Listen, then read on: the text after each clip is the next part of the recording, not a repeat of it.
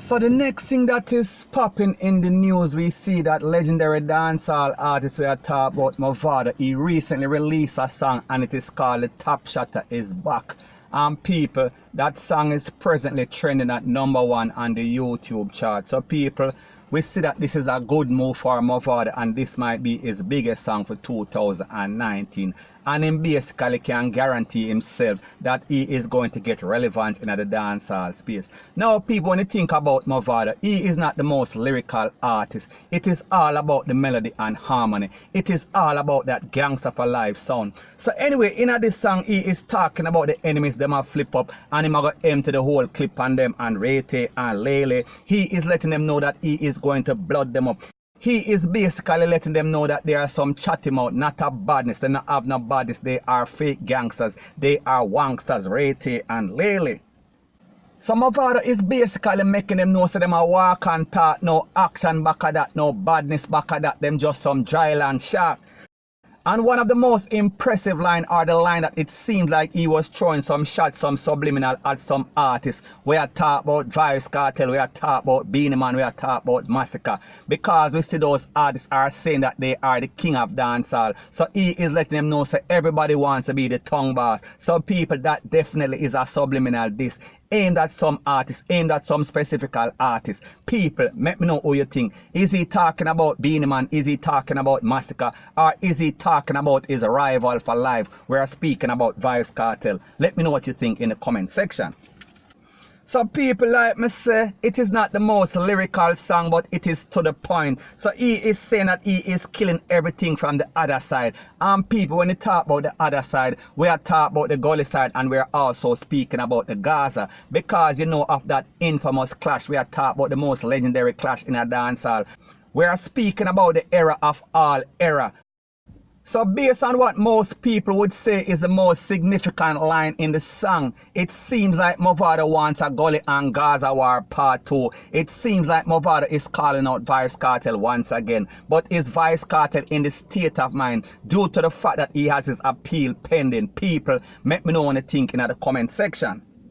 So the moral of the song is that Mavado seems to be making a lot of dancehall artists know that he is a legend in the dancehall space. And whatever he has done, it cannot be erased. So therefore, he is letting them know, don't size up, don't try running on the thing because he already made his name. And people, the truth and the fact is that Mavado is actually a legendary artist. And he has already made his name. And based on what him and Vybz Kartel did back in 2008, I don't think that we will ever see a clash like that again, ever in the history of dancehall, point blank and period. And what makes the song a topic of conversation is the fact that he is using the internet sensation. We are talking about the man we saying bake it and him pop off the Glock and bust it up in the man's chest. We are talking about the baker. And when we talk about the song, The Top Shotta Is Back, we are also speaking about one of the legendary movies in all of Jamaican history. We are talking about Shotta. I am speaking about the underground and cult classic movie that was starred by Spragga Benz, that was starred by Kimani Marley and also Teddy Bruckshot. So people, we are talking about big movie. So people, like me say, this is not the most lyrical song. It is kind of 1, 2, 3-ish. However, it got to the point. However, Mavado said what he had to say, and we see that he is throwing some subliminal diss or some direct diss at mostly Vybz Kartel and some other artists, specifically Vybz Kartel. And like we see, Mavado is coming back with a classic sound. We are talking about from back in the days with Stephen the Genius McGregor. We are talking about from back in the days, the Gully and Gaza era. So it seems like Mavado is trying to bring back the old-time nostalgic Mavado from back in the days. We are talking about the classic. However, he is getting a bashing for using this new internet sensation. We are talking about the man we talk about him baking. Because people, some people in the dancehall space is saying that he is dissing Teddy Bruckshot. We are talking about the legendary actor. We are speaking about the dancehall Grammy Award winning artist. So anyways people, let me know what you think about this new Mavado song. What do you think about the fact that he is using the new internet sensation? We are talking about the Bake It man to kind of replace Teddy Bruckshot, who is a legend in music, who is a legend in movie. People, let me know what you think in the comment section. So anyways people, that is my views on the whole thing as it pertains to that. And like me say, it is just my views and opinion. It is not the gospel. Your views and opinion can be respectfully different from mine. But let me know what you think in the comment section. So now the next part of this video is, will Vybz Kartel actually answer back Mavado song? I am speaking about the song that is called Top Shotta is Back. Now the truth and the fact is that it makes sense for Mavado to engage Vybz Kartel in a clash. However, on the other hand, it makes absolutely no sense to Vybz Kartel. And first thing first, Vybz Kartel is a lyrical artist. Mavado has songwriters. So what happened in 2008 in the Gully and Gaza era, the original one, it cannot happen again in 2019, 2020 and beyond. Because you have to remember that Vybz Kartel has been incarcerated for over 8 years. That means that him have some new meds. That means him have some new flow. So these flows, I don't think that Mavado will be able to keep up with it. However, it is polar opposite in the case of Mavado. It makes a lot of sense because we see that he has not been relevant in the dancehall space for 2019 until now. So now, people, I am going to lay out exactly what is going on. So we see that Mavado did this song and he basically threw out some can, but Vybz Kartel will not be that foul. And if Vybz Kartel actually respond, it would be foul for Mavado, point blank and period. Now, as it pertains to Vybz Kartel, it is all about agenda, it is all about priority and what is important in his life right now at this stage of his career. And what do I mean by this?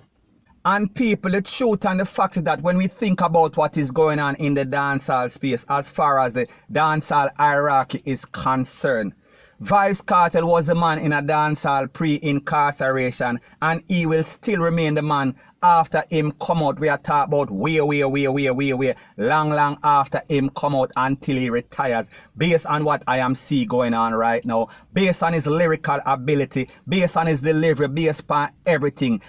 I am just speaking about based on every criteria and component that is significant in dancehall to make you be a superstar. Vybz Kartel has it. Vybz Kartel has that hit factor.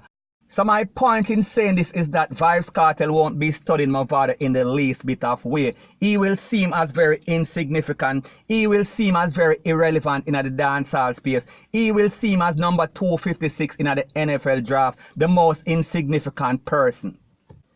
And when we think about what is going on in Vybz Kartel's life as far as it pertains to his priority, we are speaking about his appeal and in essence his freedom. So my point is that he wants to get out and he wants to effectively resume his place as a king on the dancehall throne. And his next priority we are speaking about his kids. He wants to make up for lost time, even though they say time lost can never be regained. However, he would want to make up for all the lost time and all the quality family time that he missed while he was incarcerated.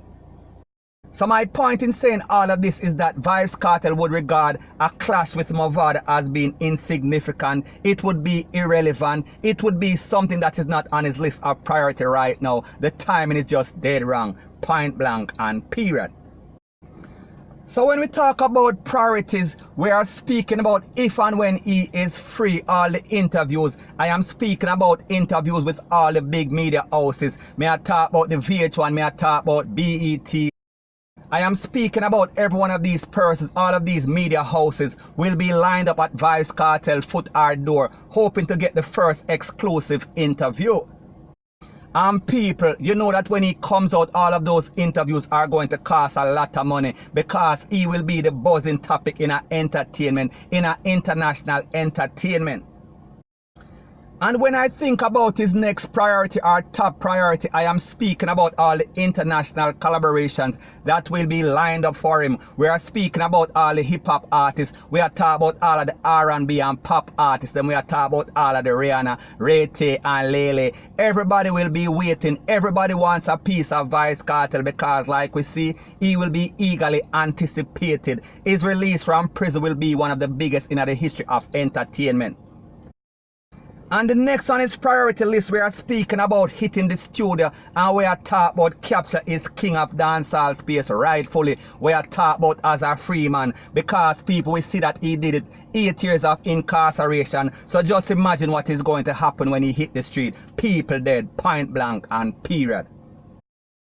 And last but not least on his priority list, and people, this is very important. We are talking about he is going to make up for all of the nookie and all of the head. We are talking about all of the brains that he missed while he was incarcerated. People, we are talking about 8 years of oil kicking up in our box. So people, you know, say Vybz Kartel long for release. We are talking about from prison, and we are talking about for the freaky girls them, point blank and period. So anyways people, that is my views on the whole thing as it pertains to that. And like me say, it is just my views and opinion. It is not the gospel. Your views and opinion can be respectfully different from mine. But let me know what you think in the comment section. Bless up.